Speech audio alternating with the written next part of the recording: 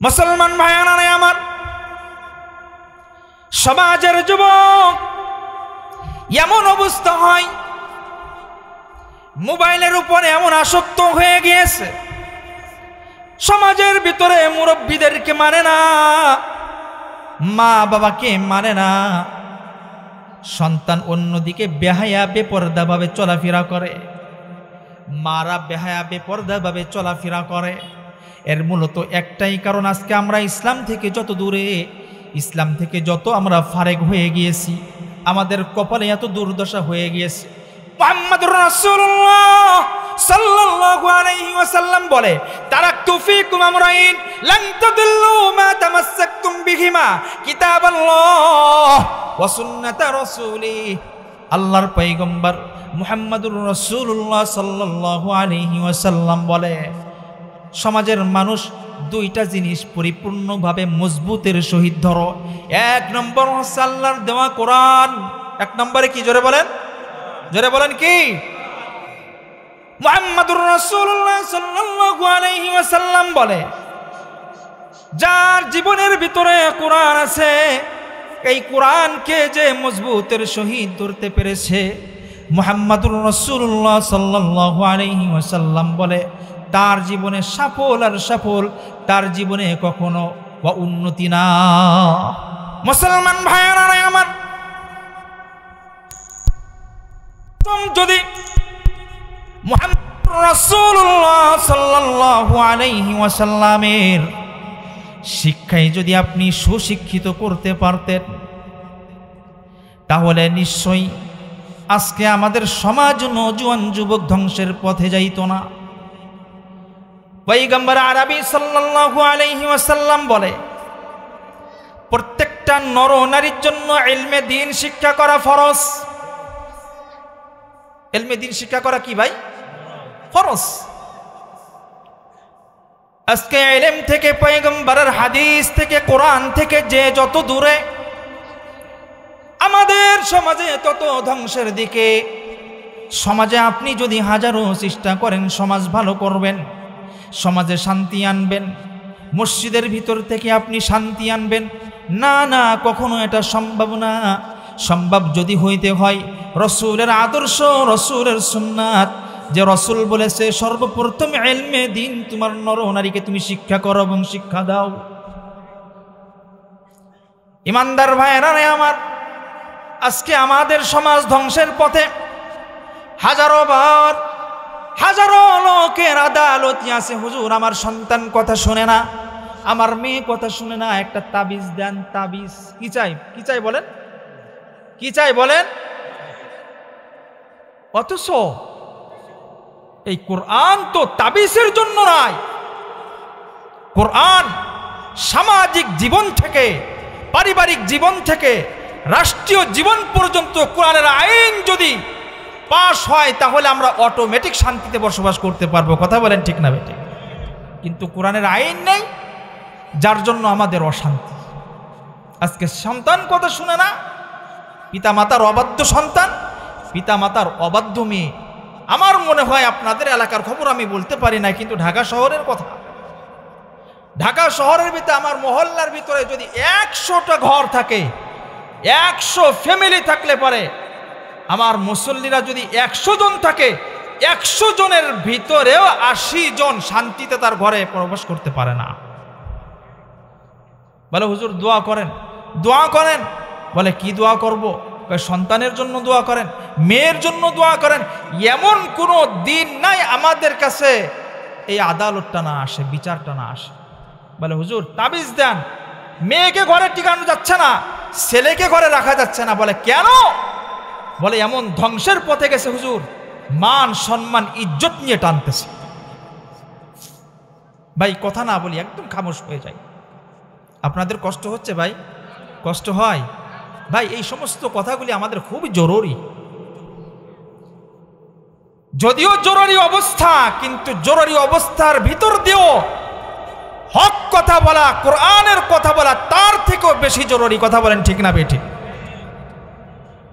সম্মানিত হাজিরিন, বলে কেন তাবিজ? বলে হুজুর মেয়ে আর এক জায়গা চলে যাইব গা, একটা সপ্তাহের ভিতরে যায় কিনা সন্দেহ, পাহারা দিয়ে রেখেছি, ঘরের ভিতরে তালা বদ্ধ করে রেখেছি। আর এমন একটা অবস্থা 10 বছর থেকে শুরু করে একদম 30 বছর না 80 বছরের যুবতী মহিলা পর্যন্ত ঘর থেকে বের হয়ে যাইতেছে। কথা বলেন ঠিক না বেঠে? এর একটাই কারণ, ওই যে মোবাইল মোবাইল মোবাইল ধ্বংস করে ফেলেছে। দেখেন না ফেসবুক ইউটিউব খুললেই তো দেখা যায়। আরে ভাই সমাজ এমন হয়ে গিয়েছে, উলাইকা কাল আনআম বাল হুম আদল উলাইকা হুমুল গাফিলুন। আল্লাহ পাক রব্বুল আলামিন যে বলে মানুষ চতুষ্পর জানোয়ারের থেকেও নিকৃষ্ট। এই আয়াতের ব্যাখ্যা খুঁজতে খুঁজতে খুঁজতে আল্লাহ এই কথা কেন বলল এই কথা। এখন দেখি এই কথা আল্লাহ পাক এই জন্যই বলেছে মানুষ চতুষ্পর জানোয়ারের থেকে নিকৃষ্ট। এই জন্য হয়, এক্সাম্পল বোঝানোর জন্য বলি, বুঝবেন, বুঝাইলে বুঝবেন। আচ্ছা মনে করেন এই মহল্লায় কুকুর আছে না, মহিলা কুকুর যেগুলি বলে। আচ্ছা বলুন তো এই কুকুরে কি মাসে বাচ্চা দেয়? মুরব্বীরা বলতে পারেন? কাতি মাসে বাচ্চা দেয়। এই কাতি মাসে বাচ্চা দেয়, অর্থাৎ বাচ্চা ডেলিভারির সময় এই কাতি মাস চলে গেছে। দেখবেন এই কাতি মাসে যখন কুকুরটা বাচ্চা দেয় 5টা 7টা বাচ্চা হয়। বাচ্চা হওয়ার পরে দেখবেন 2 মাস 3 মাস 4 মাস পর্যন্ত কুকুর বাচ্চাকে কত লালন পালন করে। কথা বলেন ঠিক না বেঠিক? ছোট সময় দেখছি আমাদের চুলার ভিতরে কুকুর বাচ্চা দিছে, ওই চুলার ধারেও মা যাইতে পারে নাই। চুলার কাছে গেছে তো কুকুর কোথার থেকে যিনি হাজির হয়ে গেছে। এই কুকুরের বাচ্চাকে কুকুর এত মোহাব্বত করে, এত মায়া করে, ওকে সুন্দর মতো দুধ খাওয়ায়, সুন্দর করে আদর করে রাখে। যদি একটা বাচ্চা মরে যায়, না পাওয়া যায়, দেখবেন কুকুরটা রাত্রবেলা ঘুমায় না, শুধু চিৎকার করে, হাউমাউ করে চিৎকার করে। কথা বলেন ঠিক না বেঠি? কিসের জন্য? ওই যে মায়া। কিন্তু আজকে আমাদের সমাজ এমন ধ্বংসের পথে, 3 মাসের 6 মাসের বাচ্চাকে ফেলে মা বোনেরা ফেসবুক ইউটিউবে সম্পর্ক করে আর একজনের হাত ধরে সন্তানকে ঘরের ভিতরে তালাবদ্ধ রেখে চলে যায়। কথা বলেন ঠিক না বেঠিক? এটাই তো আমাদের সমাজের অবস্থা। আল্লাহ পাক রব্বুল আলামিন তো সেটাই বলেছে, উলাইকা কাল আনআম বাল হুম আদল উলাইকা হুমুল গাফিলুন। মানুষ চতুষ্পর জানোয়ারের থেকেও নিকৃষ্ট।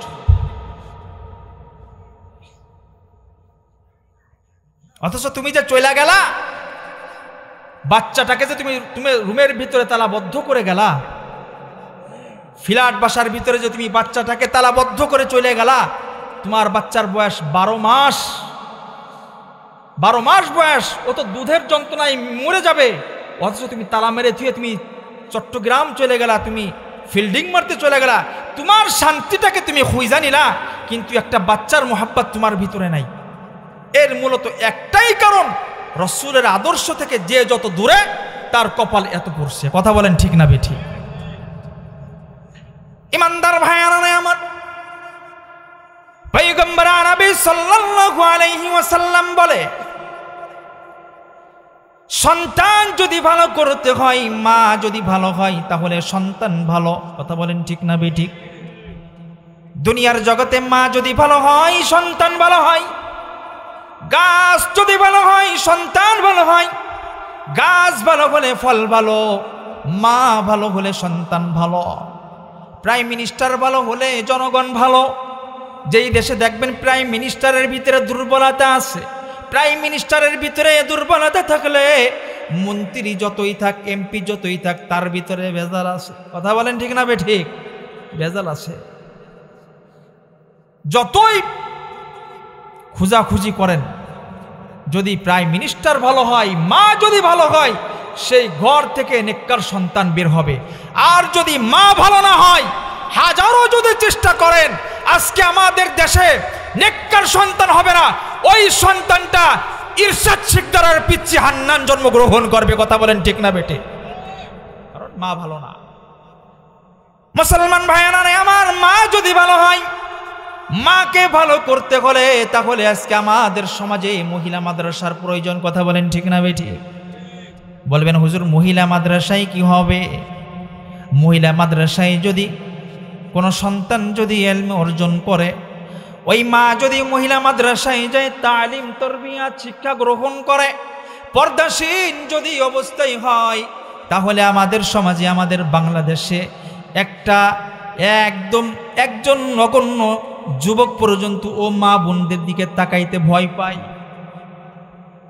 বলবেন কিভাবে? দেখবেন বেহায়া বেপর্দা একটা মহিলা যদি রাস্তা দিয়ে যায়, ওর দিকে গুমাসি 100 বার তাকায়। কথা বলেন ঠিক না বেঠিক? আর যদি পর্দা ভাবে যায়, হাত মোজা পরা, পা মোজা পরা, আরে ভাই হাত মোজা পা মোজা পরা দেখলে আমরা হুজুররা পর্যন্ত ভয় পাই।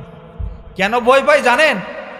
না জানি হাত মোজা পা মোজা পরা কার দিকে তাকাই, আবার মিডিয়ার যুগ, কোন কথা বলে ফেলবে, একদম পুরো ভাইরাল হুজুর। কথা বলেন ঠিক না বেঠিক? আমরাও ভয় পাই। এজন্য আর তো সমস্ত দূরের কথা, পর্দানিশী মা বোনের দিকে তাকাইতে সহজে কই তাকায় কুমন্ত্রণা নিতে পারবে না, ইফটিজিং করতে পারবে না। ইফটিজিং তাকেই করতে পারবে যে একেবারে উদলা থাকবে। উদাহরণ দেই, সম্মানিত হাজিরিন, আপনাদের বরিশাল শরীয়তপুরের দিকে পান হয়, পান গাছ চিনেন? পান গাছ, এই পানটা কি রোদ্রে লাগাই না যত আবরণ দিয়ে ঢাকতে পারে তত ভালো হয়? বলেন, আবরণ দিয়ে ঢাকলে পারে পানটা অনেক বড় হয়, অনেক সুস্বাদু হয়, অনেক বড় হয়, তরতাজা হয়। আর আপনাদের এলাকায় দেখেন এখন এই যে শীতের সময় প্রায় বাড়ি বাড়ি কদু গাছ আছে না নাই? কদু গাছ। আচ্ছা, কদু গাছ কি এরকমের পানের মতো পর্দা দিয়ে বুরখা দিয়ে ঢাকে রাখে? কি করে? খোলা মেলা লাগে। কেন খোলা মেলা লাগে? কদু গাছ খোলা মেলা যত পাই তত ওই কদুটা সুন্দর হয়। কথা বলেন ঠিক না বেটি? গাছটাও তত ভালো হয়। আর পানকে যত পর্দার ভিতরে রাখবে পানটা তত ভালো হয়। সন্তানদেরকে ডাক দিয়া বলতেছে যে তোমায় আমার 3টা সন্তান, তোমাদের কাউকে আমি ঠগাবো না, তোমাদের কাউকে আমি ঠগাবো না, তোমাদেরকে আমি সমান অধিকার দিয়ে যাব, সমান হক দিয়ে যাব। এখন সমান হক দিয়ে যাওয়ার কথা বলে এখন বাবা মুরব্বী মানুষ বড় সন্তানকে ডাক দিছে, ভাই বড় সন্তানকে ডাক দিয়ে বলছে তুমি এদিকে আসো, আজকে হাটের দিন, হাটবার আজকে। এটা কি বাজার? গুসারহাট বাজার। গুসারহাট আজকে বাজারের দিন। বড় সন্তানটাকে ডাকে একটা বাজারের ব্যাগ দিছে। কি দিছে ভাই? বাজারের ব্যাগ দিছে। আর সন্তানকে ডেকে বলছে এই বাজারের ব্যাগ নাও, ওইখানে 1 মণ ধান আছে, ওই ধানটা তুমি মাথায় নাও, ধানটা মাথায় নিয়ে তুমি বাজারে যাও। এখন ছোট সন্তান আর বড় সন্তান দুটোটাই এক জায়গায় উপস্থিত।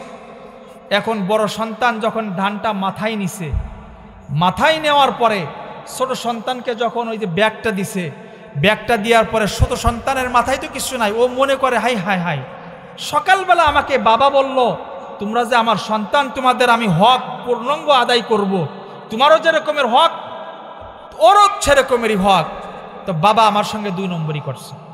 যদি মনে করে যে বাবা কি করছে, ছোট সন্তান মনে করতেছে 2 নাম্বারই করছে। বলে কিভাবে? বলে দেখো আমার বড় ভাইকে 1 মণ ধান দিছে, তার দাম 1400 টাকা। কত টাকা? 1400। আর আমারে মাত্র 10 টাকার একটা সদার ব্যাগ ধরাই দিয়েছে। কয় টাকার সদার ব্যাগ? 10 টাকার। এখন ও চিন্তা করে 1400 টাকা বেশি না 10 টাকা বেশি। এখন সবার কাছে জিজ্ঞাসা করছে, জিজ্ঞেস করার পরে দেখে 10 টাকার ব্যাগের কোনো মূল্যই নাই, 1400 টাকা দামের 1 মণ ধানের মূল্য আছে। কথা বলেন ঠিক না বেঠি? সম্মানিত হাজিরিন, এখন ও তো সংগ্রাম শুরু করে দিছে। বাবা কি করলো? বাবা ছোট ভাইকে আমাকে ঠকাইলো, বড় ভাইকে জিতাইলো, এই কথা বলে আর ভাইয়ের সঙ্গে বাজারে যাইতেছে।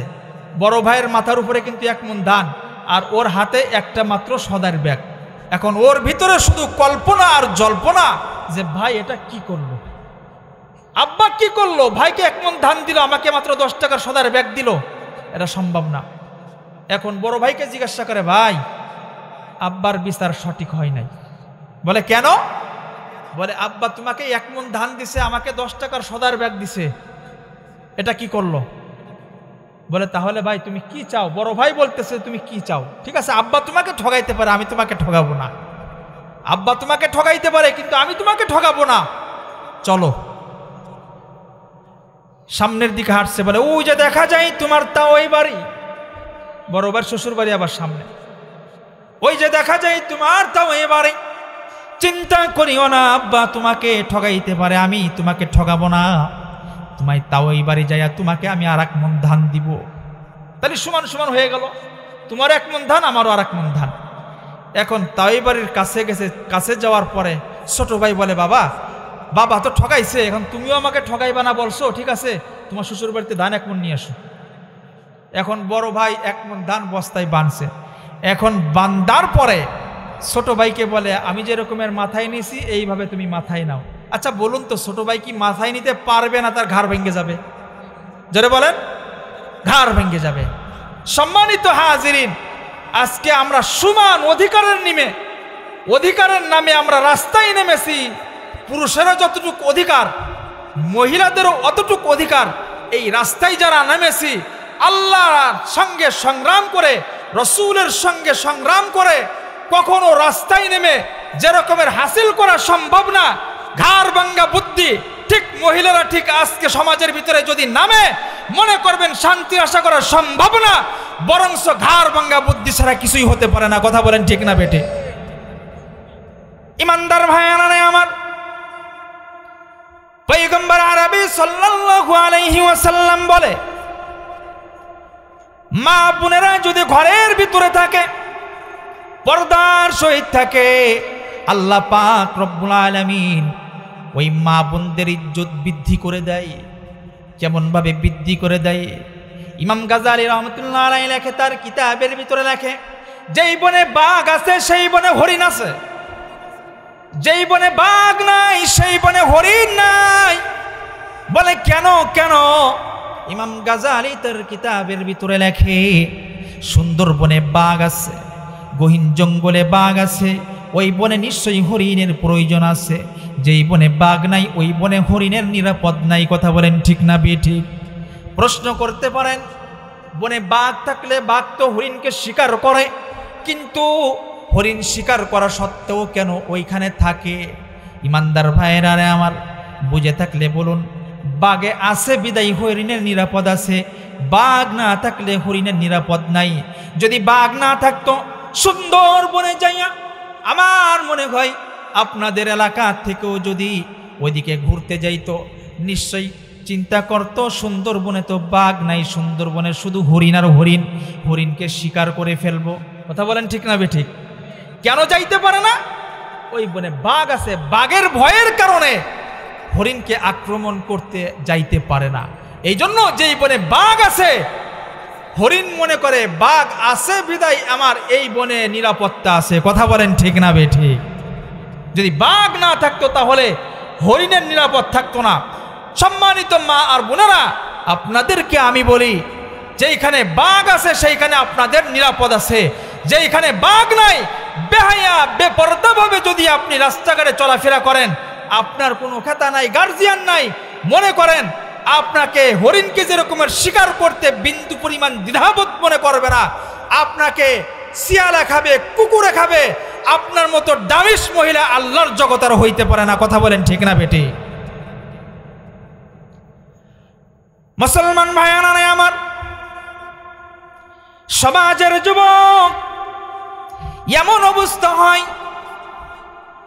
মোবাইলের উপরে এমন আসক্ত হয়ে গিয়েছে, সমাজের ভিতরে মুরব্বীদেরকে মানে না, মা বাবাকে মানে না, সন্তান অন্যদিকে বেহায়া বেপরদাভাবে চলাফেরা করে, মারা বেহায়া বেপরদাভাবে চলাফেরা করে। এর মূলত একটাই কারণ, আজকে আমরা ইসলাম থেকে যত দূরে, ইসলাম থেকে যত আমরা ফারেক হয়ে গিয়েছি, আমাদের কপালে এত দুর্দশা হয়ে গিয়েছে।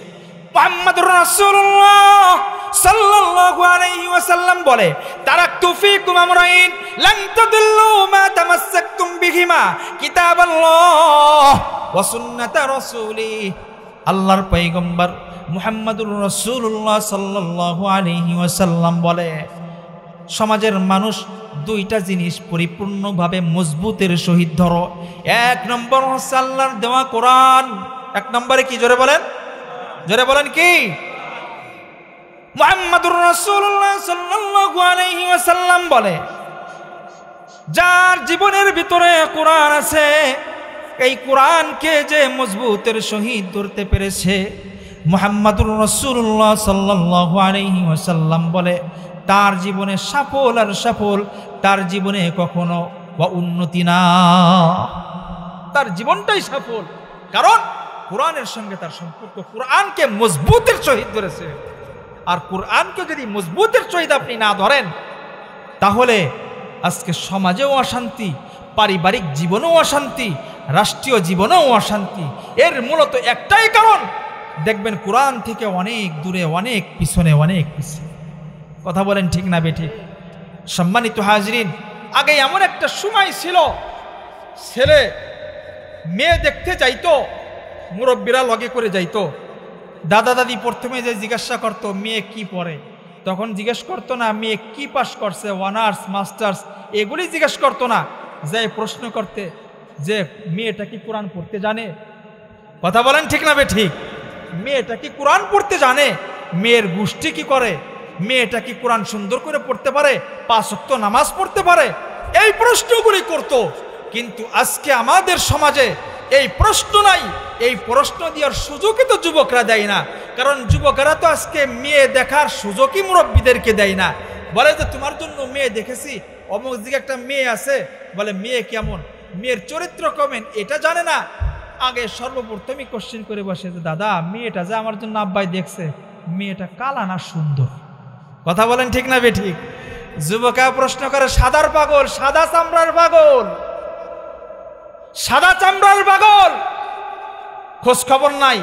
অথচ এই সাদা চামড়া দেখে যে তুমি যুবক পাগল হইলা, এই সাদা চামড়ার মা দেখো 7টা বিয়ে আগে বইছে। কথা বলেন ঠিক না বেঠিক? ঠিক নাই, গার্জিয়ান ঠিক নাই, গুড়া ঢিল। ওই যে গাছটা সোজা করে লাগাই নাই, গাছটা কিন্তু বাঁকা। ইমানদার ভাইয়েরা আমার, আমার যুবকেরা, মা বাবা মেয়ে দেখার মতো ধৈর্য ধারণ তাদের ভিতরে নাই। মোবাইলের ভিতরে দেখবেন রাতকে রাত, রাতকে রাত ফিল্ডিং মারে, রাতকে রাত, রাতকে রাত মেসেঞ্জারে কথা বলে, রাতকে রাত, রাতকে রাত সেটিং করে। এই যুবক কথা বলো, যুবক কথা বলো, ঠিক না বেঠে? হে যুবক, পায়েটা ধরে বলি ভাই, তোরা যুবক, নৌজওয়ান যুবক, খবরদার মোবাইলের পিছনে পড়ে জীবনটাকে ধ্বংস করে দিস না।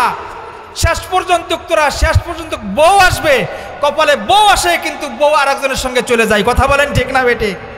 খবরদার যুবক, তোদের পায়ে ধরে বলি, হাতে ধরে বলি, তোরা মোবাইল থেকে একটু ফারেক থাক, মোবাইল থেকে একটু দূরে থাক। কারণ এই মোবাইল তোরা সন্ধ্যার পর থেকে শুরু করিস, 2টা 3টা 4টা পর্যন্ত তোরা মোবাইল দেখিস। শেষ পর্যন্ত দেখা যায় কি হয়েছে, রাস্তাতে হাঁটতে পারে না, কি হয়েছে, হায় হায় ওর চাপা চুপা ভাঙ্গে ধজা ভাঙ্গা রুগী হয়ে গেছে। হে কথা বলেন ঠিক না বেটি? চাপা নাই, চাপা দেখা যায় না। পরে মেয়ে দেখতে যাই, ভালো দেখা যায় না, কেমন দেখা যায়, ছাওয়ালের দি চাপা চুপো ভাঙ্গা। কথা বলেন ঠিক না বেটি? ছাওয়ালের চাপা চুপো ভাঙ্গা। আরে চাপা তো সব মোবাইলই খাই হেলাইছে। কথা বলেন ঠিক না বেটি? মুসলমান ভাইয়েরা আমার, নওজোয়ান যুবক, খবরদার পায়ে ধরে বলি রে যুবক, মোবাইলের পিছনে তোমার জীবনটাকে তুমি ধ্বংস করে দিও না। তুমি ইসলামের দিক আসো, কোরআন পড়ো, হাদিস পড়ো। মোবাইলের ভিতরে কোরআন পড়া যায়, মোবাইলের ভিতরে হাদিস তেলাওয়াত করা যায়, মোবাইলের ভিতরে সুন্দর বুজুর্গদের কাহিনী পাওয়া যায়, মোবাইলের ভিতরে আশরাফ আলী থানভী রহমতুল্লাহ আলাইহির জীবনী পাওয়া যায়, মোবাইলের ভিতরে হাফেজ হুজুরের জীবনী পাওয়া যায়, মোবাইলের ভিতরে বরিশালের সৈয়দ ফজলুল করিমের জীবনী পাওয়া যায়, মোবাইলের ভিতরে কারি ইব্রাহিম সাহেব রহমতুল্লাহ আলাইহির জীবনী পাওয়া যায়, মোবাইলের ভিতরে ইসাক সাহেব রহমতুল্লাহ আলাইহির জীবনী পাওয়া যায়, আল্লামা শামসুল হক ফরিদপুরের জীবনী পাওয়া যায়, সমস্ত বুজুর্গানে দিনের জীবনী পাওয়া যায়। কোনো যুবক যদি চিন্তা করে মোবাইলে আমার জীবনটাকে আমি ধ্বংসের পথে নিব না, আমার জীবনটাকে আমি সফলভাবে সুন্দরভাবে সাজাইব, পয়গম্বর আরবি সাল্লাল্লাহু আলাইহি ওয়াসাল্লাম বলে, ওই সন্তান যদি দুনিয়ার জগতে একটু যদি কষ্ট হয়, যদি ওই সন্তানের একটু কষ্ট হয়, কষ্ট হলেও আল্লাহ পাক রব্বুল আলামিন আসমান থেকে ওই যুবকের জন্য সুন্দর ফায়সালা করে দেয়। ইমানদার ভাইয়েরা আমার, রে যুবক, মোবাইলের পিছনে লেগে থাকো, মা বাবার অবাধ্য সন্তান হয়ে দুনিয়াতে চলো। ও আমার মা বোনেরা, মা বাবার অবাধ্য হয়ে যদি তুমি দুনিয়ার জগতে চলাফেরা করো, আজকে সমাজ এমন ধ্বংসের পথে। দেখবেন এই সমাজের ভিতরে এই রাস্তা দিয়ে একটু চিন্তা করবেন, এই রাস্তা দিয়ে যদি 100 পুরুষ যায়, অন্তত কমাস কম 50 জন মহিলাও এই রাস্তা দিয়ে হেঁটে যায়। কথা বলেন ঠিক না বেঠিক?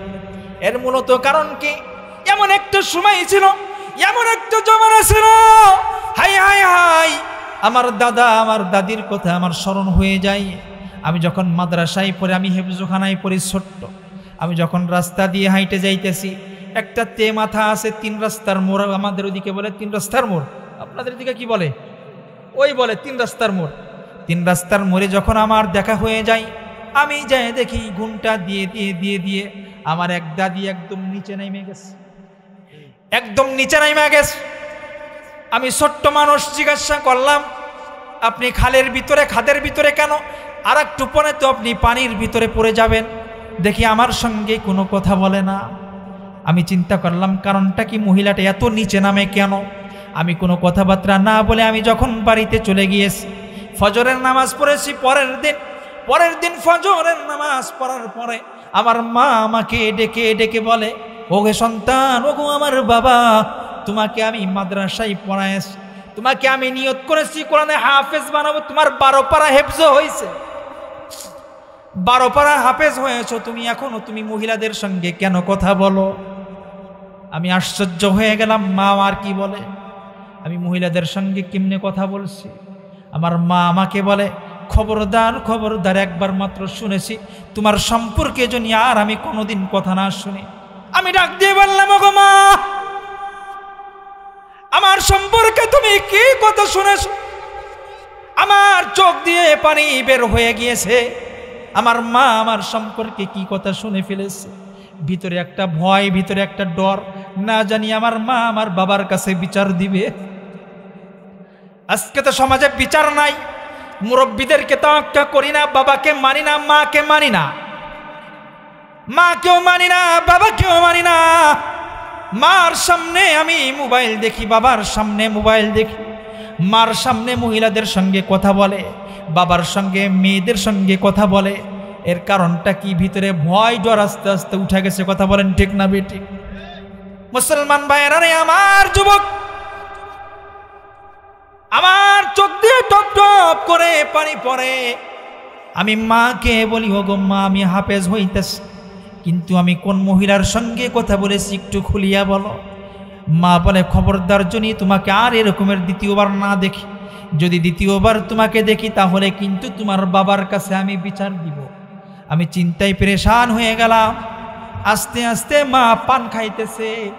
পান খাওয়ার সময় পানটা যখন মুখের ভিতরে নিছে, আমার মার একটা খাসলাত ছিল, মা যখন পান খাইতো, হাজারো রাগ যদি থাকতো, আমার মার পান মুখে দেওয়ার সঙ্গে সঙ্গে মার মনটা নরম হয়ে যাইত। আমি বুঝতে পারতাম আমার মার মনটা এখন নরম হয়েছে। ডাক দিয়ে বলি, মা, কেমন কথা তুমি আমাকে বললা? আমি তো কখনো মহিলাদের সঙ্গে কথা বলি না। মা ডেকে ডেকে বলে, সন্তান আমার, গতকালকে বিকালবেলা তোমার ওই পাড়ার যে দুলালি দাদি, নাম ছিল দুলালি দাদি, নাম ছিল কি? দুলালি। এখন তো যত একেবারে ফাইট ফিট নাম, আগে কিন্তু ভাই নামও এত সুন্দর ছিল না, নামের একটা তাসির ছিল। কিন্তু আজকে সমাজের ভিতরে যে আমাদের নাম এত বিশ্রী নাম, কোনটা হিন্দু না কোনটা খ্রিস্টান না কোনটা বৌদ্ধ, মুসলমানের নামও পলাশ, হিন্দুর নামও পলাশ, মুসলমানের নামও সুজন, হিন্দুর নামও সুজন। কথা বলেন ঠিক না বেঠিক? সমাজের ভিতরে বুঝার কায়দা নাই ভাই। ঘা সব দিকে, কোন দিকে আমি মলম দিব?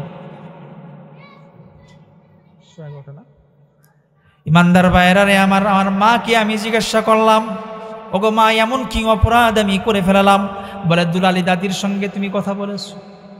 আমার ভিতরে কম্পন শুরু হয়ে গেছে। হ্যাঁ, আমি দেখলাম ওই দাদি আমাকে দেখে রাস্তার 3 রাস্তার মোড়ে নামতে নামতে আর একটু নামলে খাদের ভিতরে যাই, আমি ডাইকে বললাম, আপনি অত নিচে নামেন কেন?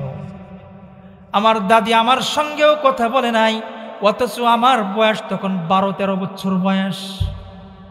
কারণ সে মনে মনে চিন্তা করছে, আমি যদি আমার নাতিনের সঙ্গেও কথা বলি, না জানি আমার মাওলা আমার সাথে রাগান্বিত হয়ে যায়। এমন ছিল মুরব্বীদের, আগেরকারে মুরব্বীদের ইতিহাস। ইমানদার ভাইয়েরা আমার, আজকে সমাজ এত ধ্বংসের পথে, মুরব্বী তো দূরের কথা, 80 বছরের মুরব্বীও দেখা যায় মেয়েও পার্লারে যায় সাজে অনুষ্ঠানের জন্য।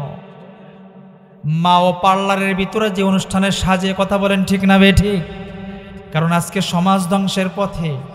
কারণটা কি? আপনাদের গ্রামের ভিতরে এমন নাও হতে পারে, কিন্তু শহরের ভিতরে এমন হয়, মা যেই পার্লারে যায় সাজে, ওই পার্লারে মেয়েও যায় ওই পার্লারেই সাজে। বলে মা যেই মেকআপ ব্যবহার করে, মেয়েও সেই মেকআপ ব্যবহার করে। যদি প্রশ্ন করা হয়, তোমার বয়স 50 বছর 60 বছর, তুমি কেন সাজো? বলে আমার একটু সাজতে মনে চাই। এই তো সমাজ। আগের কালে যুগে এমন একটা অবস্থা হইতো, মোবাইলের এত গুণগান ছিল না, মোবাইলে টেলিফোনে আগে খবর দিতে পারতো না। স্বামী আসবে 1 মাস পরে চাকরি থেকে, চিঠির মাধ্যমে খবর গেছে স্বামী অমুক দিন অমুক সময় অমুক তারিখে বাড়িতে আসবে। এমন অবস্থা হইতো, স্বামী স্ত্রীর ভিতরে এমন পরিমাণ মিল মোহাব্বত ছিল, ওই দিন সকাল থেকে স্ত্রী স্বামীর জন্য রাত 8টা 10টা 12টা পর্যন্ত অপেক্ষা করতো। কথা বলেন ঠিক না বেঠিক? কারণ আমার নায়ক আসতেছে। কে আসতেছে? কথা বলেন, কে আসতেছে? আরে নায়ক আসতেছে। নায়ক তো স্বামীকেই বলে নায়ক। আর আজকে তো নায়ক আর নায়িকার অভাব নাই। যেমন নায়ক আর তেমন নায়িকা, প্রত্যেকটা নায়ক আর নায়িকা দামরা আর দামরে বলে আমার গার্লফ্রেন্ড গার্লফ্রেন্ড। কথা বলেন ঠিক না বেঠিক? এই তো সমাজের অবস্থা। এই যুবক, পায়ে ধরে বলে যায়, খবরদার খবরদার, তোমাকে ধ্বংসের পথে নেবে। দেখো না জায়গায় জায়গায় রুমের ভিতরে কয় কট খাইছে। কি খাইছে? এই কথা বলেন ঠিক না বেঠিক? কয় কট খাইছে, কট খাইছে। বলে মুরব্বী হইছে। ওই যে দেন না ফেসবুকে, বয়স কত? কয় একজনে মিডিয়ার লোক জিজ্ঞেস করছে, দাদা তোমার বয়স কত? কয় বয়স তো বেশি না, বয়স মাত্র 60 বছর, এখনো হয় নাই। কয় তা তুমি রুমই ঢুকছো কে? কয় না রুমই ঢুকছি, ওরা তোমার বান্ধবী হয়। এই কথা বলেন ঠিক না বেঠিক? হ্যাঁ, আমি কি অবাস্তব বলেছি ভাই? বলে আমার বান্ধবী হয়। আস্তাগফিরুল্লাহ আস্তাগফিরুল্লাহ। 25 বছর বয়স, আস্তাগফিরুল্লাহ আস্তাগফিরুল্লাহ। 20 বছর বয়স, তোমার 60 বছর বয়স, তুমি রুমের ভিতরে ঢুকে কট খাইও আমার বান্ধবী হয়। আবার কয় আমার গার্লফ্রেন্ড হয়, গার্লফ্রেন্ড। এই তো সমাজের অবস্থা। ইমানদার যুবকেরা আমার, একটু ভালো করে মনোযোগ নাও। যেখানে সেইখানে মা বাবার অবাধ্য হয়ে চলাফেরা করো না। এমন কোনো যাইও না মা বাবার ইজ্জত নিয়ে টান পড়ে যায়, মা বাবার ইজ্জতের হানি হয়। এমন কোনো কাজ করো না মা বাবা ঘর থেকে বের হইতে পারে না, মা বাবাকে ডেকে বিচার করতে হয়। এমন কোনো কাজ করো না। এমন যদি কাজ করো তাহলে কিন্তু সমাজের ভিতরে লাঞ্ছিত আর বঞ্চিত। আজকে মুরব্বীদেরকে 2-1টা কথা বলে যাই। মুরব্বীও এমন অবস্থা হয়ে গিয়েছে, বলে বাড়ির ভিতরে মসজিদে, বাড়ির থেকে মসজিদের ভিতরে চলে আসছে, আইসে হাজারো, ওই যে 1000 দানার তসবি আছে চেনেন? 1000 দানা থাকে, 500 দানা থাকে, চেনেন তসবি? এত বড় তসবি, ওই যে হাইব্রিড তসবি, হাইব্রিড, ওই যে বড় তসবি। মসজিদের কোনায় বসে বসে জিকির করতেছে, জিকির করতেছে, জিকির করে। কি দাদা হ্যাঁ 11টা বাজে আপনি জিকির করতেছেন, কারণটা কি? 11টা বাজে নাই, জোহর নামাজের তো অনেক সময় বাকি আছে। কয় না আর কইও না, আর কেডা যা আসলো, কয় আসছে পুত্র আসছে, এমন কাজ করতেছে, মেয়েরা এমন বেপরদা ভাবে তার সাথে কথাবার্তা কইতেছে। আমি মুরব্বি, আমি বাবা ওই দিয়ে সহ্য করতে পারি না, আমি মসজিদে এসে আল্লাহ আল্লাহ জিকির করতেছি। আরে ডামিস, তোর তো জিকির করার কথা না, তুই তো মসজিদে এসে আল্লাহ আল্লাহ জিকির না করে তুই ফাড়ার আর ফাড়িরে পর্দা সহকারে ভিতরে ঢুকা। কথা বলেন ঠিক না বেটে? মুরব্বীরা আমার একটু ভালো করে মনোযোগ নেন। পর্দা করা আপনার মেয়ের জন্য ফরজ, আপনার জন্য ফরজ, আপনার স্ত্রীর জন্য ফরজ। আপনি যে ঘরের ভিতরে আপনার পুত্রকে দিয়ে আপনার গর্ভে আপনার ঘরের ভিতরে সুন্দরী মেয়ে আছে, ওই মেয়ের সঙ্গে যে আপনি তাদেরকে ছেড়ে দিয়ে চলে আসছেন, এটা তো আপনার দায়িত্ব না। দায়িত্ব হচ্ছে ইয়া আইয়ুহাল্লাযীনা আমানু কু আনফুসাকুম ওয়া আহলিকুম নার। আমার আল্লাহ বলে, হে ঈমানদার, তুমি জাহান্নামের আগুন থেকে বাঁচো, তোমার পরিজনদেরকে জাহান্নামের আগুন থেকে বাঁচাও। নিজে জাহান্নামের আগুন থেকে বাঁচার কথা বলা হয়েছে, তারপরে তোমার পরিবারকে জাহান্নামের আগুন থেকে বাঁচানোর কথা বলা হয়েছে। তুমি যতই মসজিদের ভিতরে ইল্লাল্লাহ ইল্লাল্লাহ জিকির করো, আর যদি তোমার পরিবারকে তুমি পর্দার ভিতরে না নিতে পারো, তোমার মেয়েকে যদি তুমি পর্দার ভিতরে না নিতে পারো, তোমার সন্তানটাকে যদি তুমি মসজিদের ভিতরে না নিতে পারো, আল্লাহর কসম দিয়ে বলি মুরব্বী, ওই জিকির আল্লাহর আসমান পর্যন্ত উঠাবে না। কথা বলেন।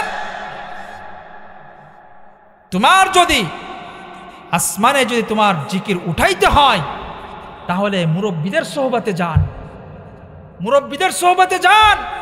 আপনাদের জন্য সৌভাগ্য, এই ফরিদপুরে আল্লামা শামসুল হক ফরিদপুরি রহমতুল্লাহ আলাই আমাদের গর্ব, তার জন্ম। কথা বলেন ঠিক না বেটি? আল্লামা ইসাক সাহেব রহমতুল্লাহ আলাইয়ের জন্ম, ফয়জুল করিমের জন্ম, ফজলুল করিমের জন্ম। এ আমাদের দেশ আউলিয়াদের দেশ। কথা বলেন ঠিক না বেটি? হাজারো রক্ত খনন করে ইসলামের ইতিহাস খুঁজলে পাওয়া যায়, মুসলমান বাবা ছিল মুসলমান, দাদা ছিল মুসলমান, আমিও মুসলমান না। এই মুসলমানের ইতিহাস খোঁজ করলে পাওয়া যায়, এই মুসলমানিত্ব হাসিল করার জন্য, এই কোরআনের দাওয়াতের জন্য, মুসলমানিত্ব হাসিল করার জন্য যুগে যুগে পয়গম্বর থেকে শুরু করে লক্ষ লক্ষ আলেম উলামার রক্ত পর্যন্ত এই জমিনে খরচ করতে হয়েছে। কথা বলেন ঠিক না বেঠিক? তারপরে ইসলাম এসেছে। আজকে হাতে পেয়ে গেছো মুসলমান, আমি মুসলমান দাবি করতেছি, কিন্তু আমার যে ইতিহাস, আমার খবর নেই। আমার ইতিহাস কি? আরে মুসলমানের ইতিহাস হচ্ছে যখনই দেখবে এইখানে ইসলামের বিরোধিতা চলছে, সেখানেই মুসলমানের নওজোয়ান যুবকের রক্ত জমিনে ঢেলে দেওয়াটার নাম হচ্ছে পয়গম্বরের কাজ। কথা বলেন ঠিক না বেটে? আজকে মনে মনে চিন্তা করি, আরে ওইখানে তো ডাক দিছে, আজকে এখানে মাহফিলের জন্য ডাক দিছে, এখানে মারামারি হইতে পারে, যাব না। এটা তো ইমানদারের কাজ হতে পারে না। ইমানদারের ডাক যদি রসুলকে ভালোবাসতে হয়, আল্লাহকে ভালোবাসতে হয়, আমাদের সমাজে যেরকমের নাস্তিক আর মুরতাদ যেইভাবে মাথা উত্তোলন করে দাঁড়িয়েছে, প্রত্যেকটা ঘরের থেকে একটা করে না জওয়ান যুবক যদি এইভাবে দাঁড়ায় যায়, ইসলামের জন্য প্রয়োজনে যুদ্ধের জন্য প্রস্তুত, রক্ত দেওয়ার জন্য প্রস্তুত আছি, তবু আল্লাহকে নিয়ে, রসুলকে নিয়ে অন্তত বাংলার জমিনে কোন নাস্তিক মুরতাদ বিন্দু পরিমাণ কথা বলার সাহস পাবে না। কথা বলেন ঠিক না বেঠিক? এক একটা মুসলমানের ঘরের থেকে যদি এক একটা সন্তান বের হয়, আমার মনে হয় যত রামপন্থী আর বামপন্থী আছে আমাদের বাংলাদেশে অন্তত কমস কম মাথা উঁচু করে দাঁড়াইতে সাহস পাবে না। কথা বলেন ঠিক না বেঠিক? কিন্তু ওই যে আমরা সমাজে ভালোবাসতেছি, ওই যে মুসলমানের দোকান আছে, মুসলমানের দোকানে আমরা বাজার খাই না, বাজার খাই দাদার দোকানের। কার দোকানের? দাদার দোকানের। বলে কেন দাদার দোকানের? কয় দেখছি মুসলমানের দোকানে 1.5 টাকা বেশি রাখে, ও অন্তত কমসে কম 1 টাকা হইলেও কম রাখে। আরে 1 টাকা বেশি রাখলেও তো তোর মুসলমান ভাই কাছে, তোর জাতি ভাই কাছে। কথা বলেন। কিন্তু আজকে আমরা ইহুদি, নাসারা, খ্রিস্টানের, বিধর্মীদের দোকানের মাল খাইয়া দেখবেন এই গুসাইরহাট বাজারে দেখেন বড় বড় দোকান থাকলে পারে ওই সমস্ত দাদাদের দোকান। কথা বলেন ঠিক না বেঠিক? দাদাদের দোকান। এর কারণটা কি? ওই দাদারা আজকে আমার আর আপনার পয়সা নিয়ে নিয়ে আজকে ওরা আরামে ঘুমায়, শান্তিতে ঘুমায়, অথচ মুসলমান রাত্রেবেলা ঘুমানোর সময় ভালো একটা কম্বলও পায় না। কথা বলেন ঠিক না বেঠিক? খবরদার না, এটা করবেন না। ইমানদারের ইমানি একটা দায়িত্ব আপনাদেরকে বলে যাই, ইমানদারের একটা ইমানি দায়িত্ব হচ্ছে যে মুসলমান যদি 50 পয়সা 1 টাকা বেশিও নেয়, তারপরও নামাজি মুসলমান দেখে ওর দোকান থেকে বাজারটা খরিদ করবেন। পারবেন তো ইনশাল্লাহ ভাই? পারবেন তো ইনশাল্লাহ ভাই? আল্লাহ পাক আমাদের সকলকে কবুল করুক। সকালে বলেন আমিন।